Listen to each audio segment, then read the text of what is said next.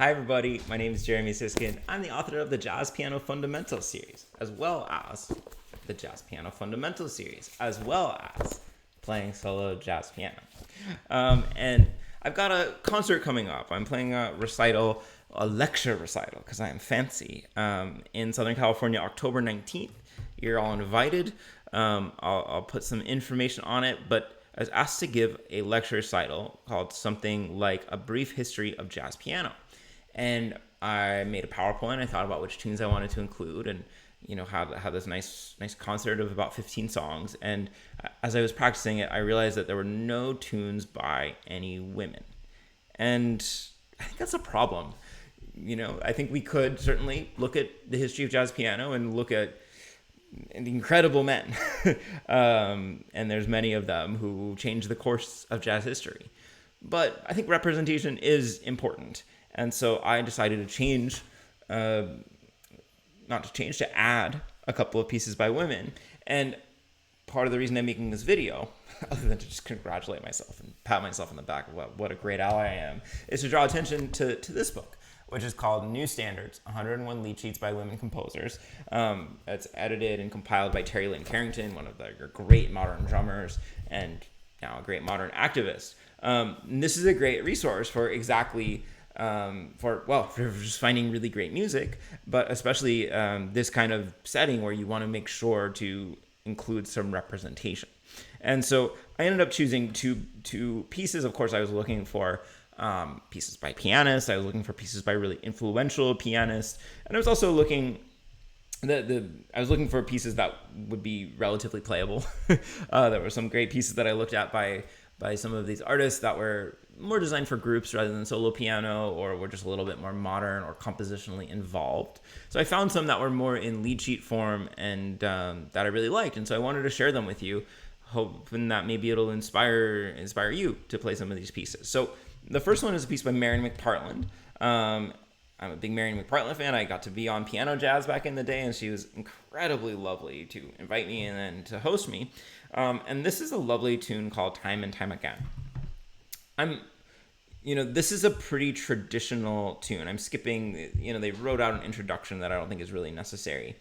But this is a straight eighth tune in an AABA form, 32 bars, and it's got some really nice, kind of cool, interesting chords. So I'm going to show it to you, and then we'll talk about it. So it goes like this.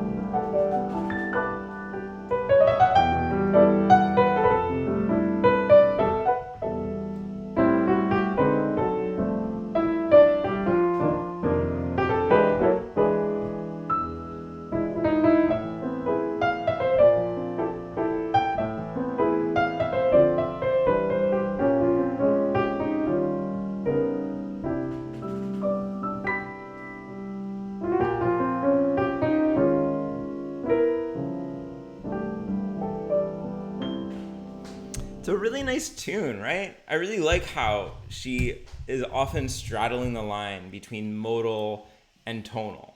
This does this like really common thing that kind of standard tunes often do, that it goes from a minor chord to its relative major, but it does it in this very unusual way. First of all, starting with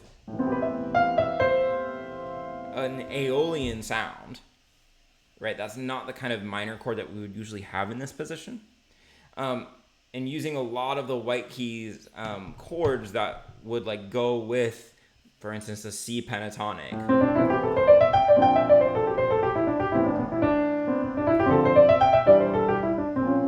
And then this very surprising, colorful change to, what looks like a 2-5-1 in A flat, but of course resolves not to A flat, but to C. So we do this very predictable harmonic thing, but in this very unpredictable way. And then in the bridge, there's two elements that I really like. The first one is like the shape of this melody is just really interesting. And then the second one is this neighbor tone motion that both of the phrases have this little kind of mordant to it. But what's really special is, considering we're going to A minor, it's really weird and kind of unusual to include this C sharp in the E7 leading into C. Like, it really shocks my sensibility, especially because we've been in this really C major, G major, pentatonic-y world this whole time. So I think that's a really unusual and interesting addition. So again, this is, I forget if I even said the title. This is called Time and Time Again, written by the great Marian McPartland. The other piece that I selected is by Hiromi Uehara, the great Japanese virtuoso pianist. And I selected this one because it's such a great example of a musician who is drawing on many different sources, which I think is very indicative of what's happening in modern jazz. And you're going to hear in this piece, I'll make myself bigger so it's not just a little dot talking at you. You're going to hear in this piece, so first of all, like very clearly hints of Eric Satie. If you ever heard Gymnopédie, any of his Gymnopédies, but particularly this, I think it's number 1. I have to imagine she is consciously referencing it because the tie is so close. Knowing that she's Japanese, I can't help but hear Japanese folk music. Like if we look at the B section here, it's very pentatonic.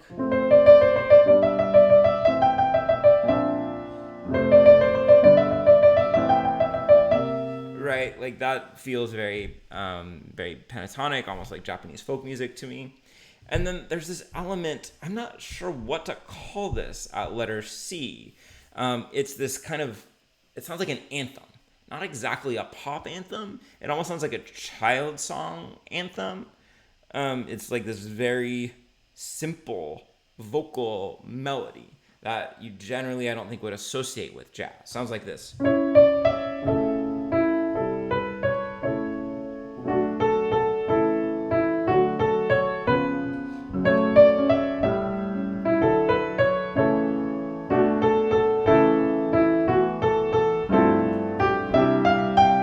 It feels like a sing-along to me. Like I want the whole chorus to come out and sing it, like maybe a Disney song or something. Like it's just kind of got that feel. But the other big influence, and I really hear so much influence of Chick Corea on Hiromi. And you can actually hear a duo version of Chick Corea and Hiromi playing this together. So, especially because it's in 3/4, I tend to think about tunes like Windows, but I definitely hear Chick Corea in this as well. So let me play for you a short version of Place to Be. I'm gonna have some page turns, so be nice to me, be forgiving, as I'm sure you will be. And I encourage you, there's a couple great recordings. Hiromi has a solo piano version of this, and her pianism is so good. And then there's a duo version of her and Chick Corea playing. So, but here's a little sample from me.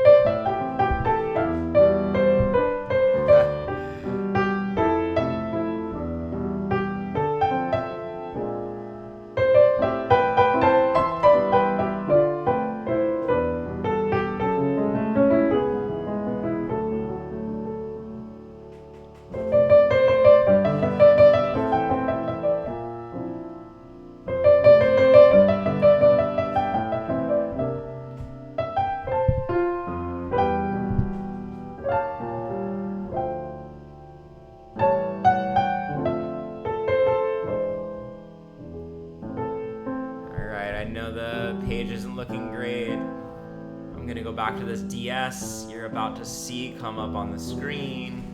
Tech is a little bit laggy, so I'm vamping here.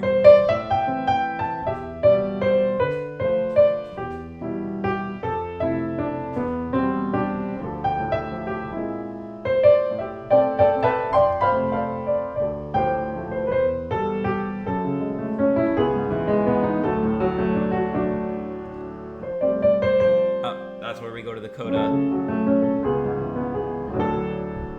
Here we go. Here's the coda.